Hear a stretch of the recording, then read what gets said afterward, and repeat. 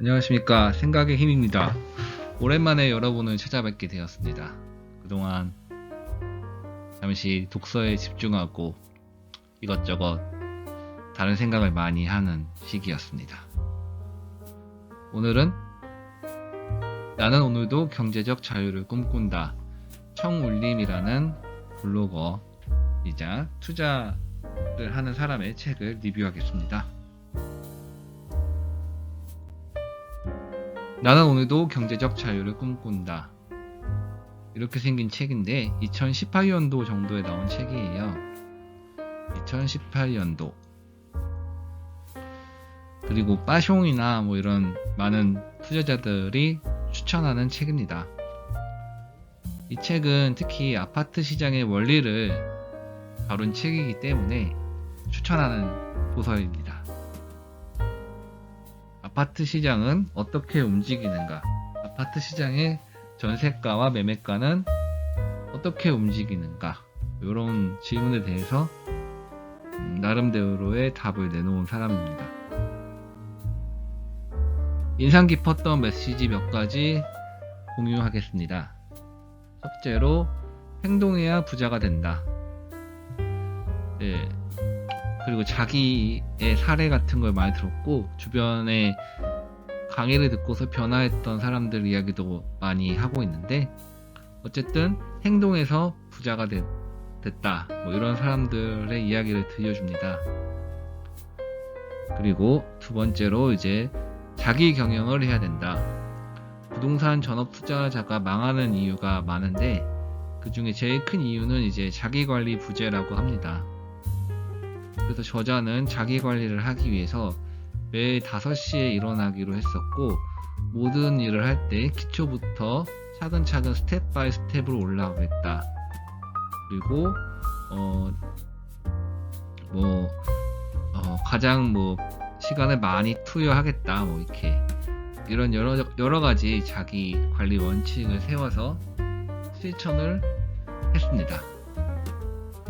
그리고 원래는 아파트 시장의 원리 이런 거에 관심이 많았었는데 약간 투자의 안정성을 높여주는 방법 중에 하나로 시간을 내 편으로 만들어라 라는 말을 했는데 이게 참 중요한 것 같습니다. 어떤 다른 책들에서도 투자할 때 현금 흐름이 발생하는 투자를 해라. 그리고 영원히 팔지 않을 수 있는 그런 투자를 해라.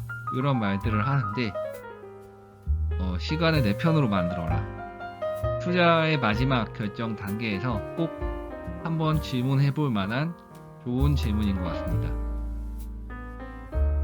그리고 스스로 분석하고 스스로 투자하라.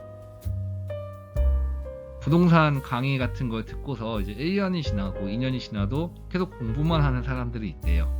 약간 제 얘기 같아서 가슴이 찔렸는데 어쨌든 행동해야 부자가 된다고 합니다. 그리고 그 행동의 기본에는 스스로 분석하는 그런 자세가 필요하다고 할 수 있겠습니다. 쌀 때 사야 하고 싸게 사라 이런 얘기를 하는데 쌀 때는 언제일까? 그거는 이제 아파트 사계절을 설명하면서 이야기합니다. 아파트에 봄, 여름, 가을, 겨울이 있는데 봄이랑 이제 여름이 싸고 가을, 겨울 되면 많이 올라 있습니다. 반대로 겨울은 또 다른 봄의 시작이기 때문에 겨울도 비싸다고 할 수 있겠네요. 겨울에서는 조금 더 가격이 빠지니까요.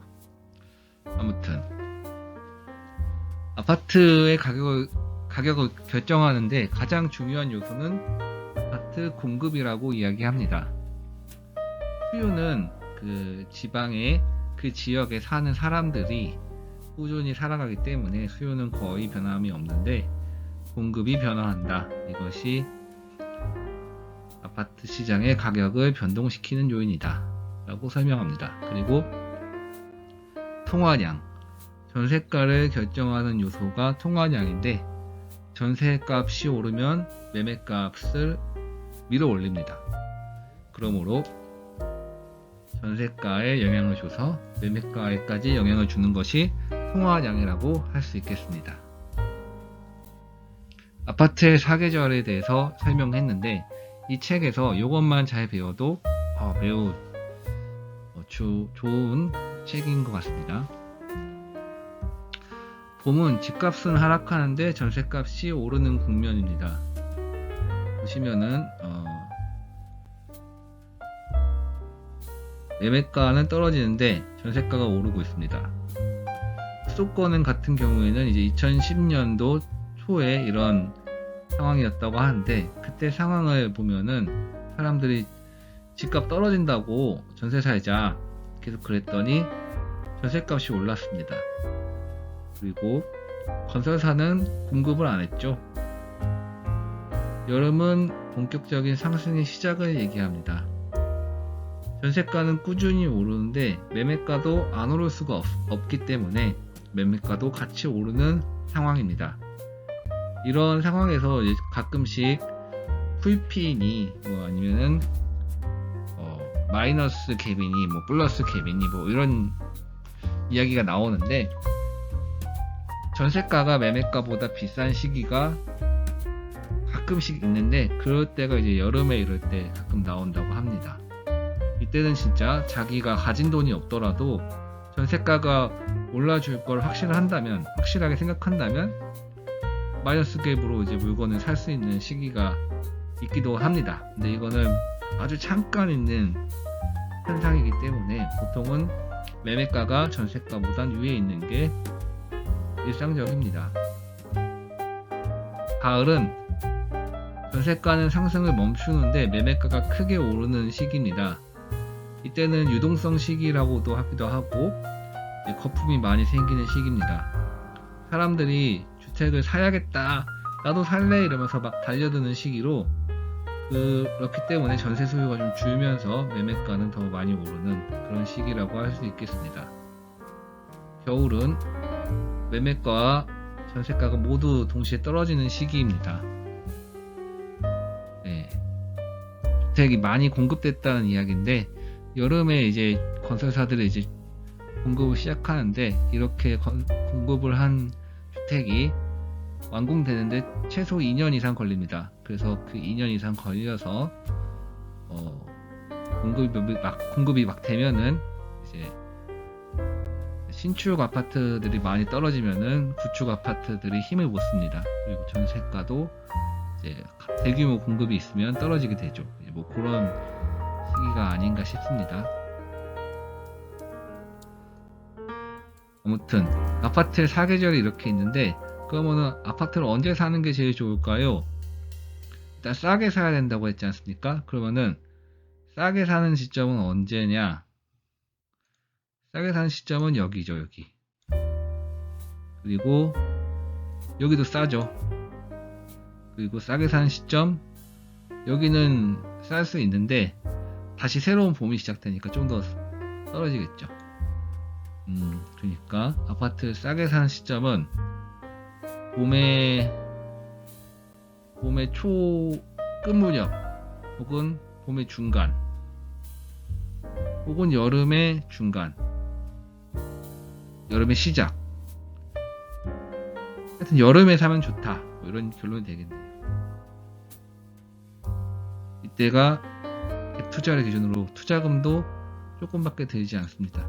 하지만 여름에도 어쨌든 상승하기 때문에 초여름에 사면 제일 좋겠네요. 그러면 어느 지역이 초여름인가, 이런 걸 생각해 볼 필요가 있겠죠. 그때는 50만 이상의 도시를 봐라. 50만은 인구 50만을 얘기하는 거예요.